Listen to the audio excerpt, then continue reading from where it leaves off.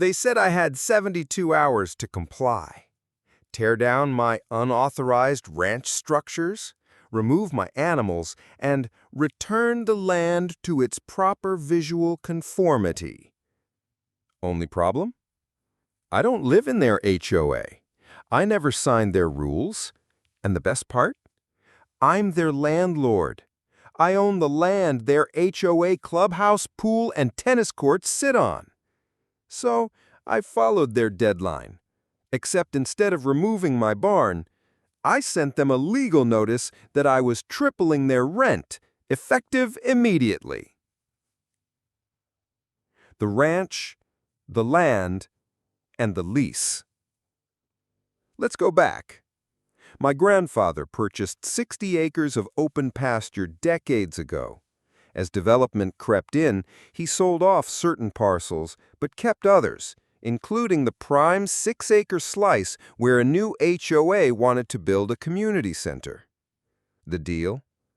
99-year lease, low rent, strict non-interference clause, and zero HOA jurisdiction over the remaining ranch. Fast forward to today. I run the family ranch on 40 of those acres, but the HOA, Oak Hollow Preserve, thinks they own more than they do. The 72-hour notice. It started with letters. Remove visible livestock from bordering areas. Ranch perimeter fencing must match HOA wood stain. Unauthorized agricultural activity within visual boundary limits. I ignored them. Then came the certified letter. You are hereby given 72 hours to dismantle all non-approved structures visible from Oak Hollow common areas. Failure to comply will result in legal action. I laughed. Then called my lawyer. Then called a surveyor. The best part, I own their foundation. Turns out their clubhouse sits on the exact parcel my family never sold, just leased. And the lease? Renewable annually, contains no cap on rate increases, and grants me full right to revalue based on interference, disrespect, or community hostility. And guess what? Their letter qualified. So on day 3 of their 72-hour deadline, I delivered a letter of my own.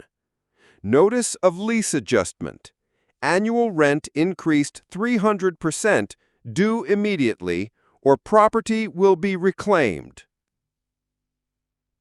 HOA's meltdown begins.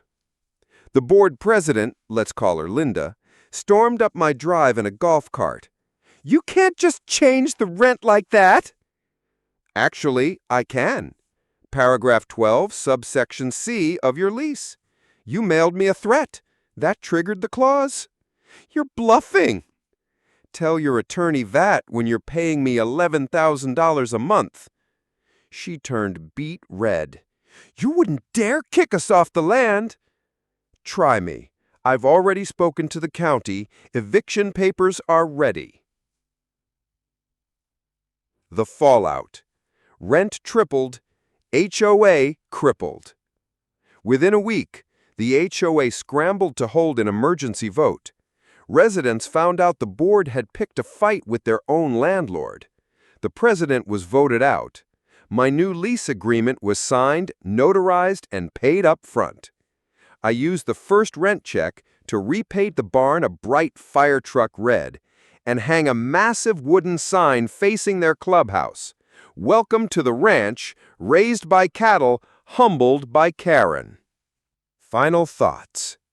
They gave me 72 hours to bow down.